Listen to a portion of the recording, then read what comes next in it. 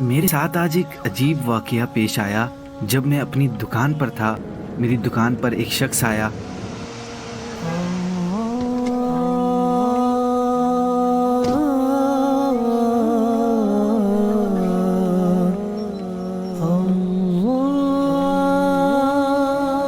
کچھ سامان نکلوایا اور سامان کے پیسے پوچھنے لگا۔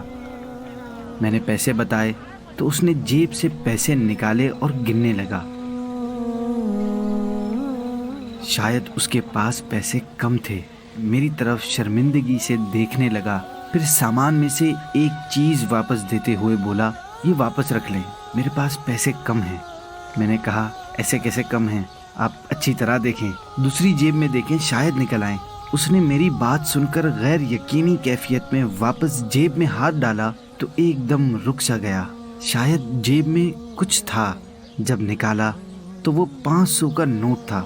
فوراً مجھے دیا اور خوشی خوشی سامان لے کر چلا گیا۔ اصل میں ہوا کچھ یوں کہ اس کی جیب میں پیسے واقعی ختم ہو گئے تھے۔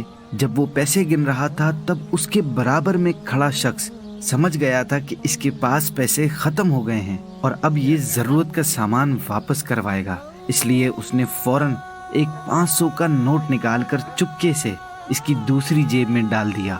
میں نے یہ منظر دیکھ لیا تھا، اس لیے میں نے اسے دوبارہ چیک کرنے کو کہا۔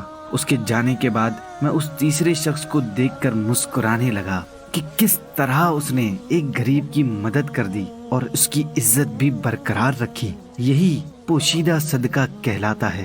حضرت سیدنا سالم بن جعد رحمت اللہ تعالی علیہ فرماتے ہیں، صدقہ برائی کے 70 دروازوں کو بند کر دیتا ہے اور پوشیدہ صدقہ اعلانیہ صدقے سے 70 گنا افضل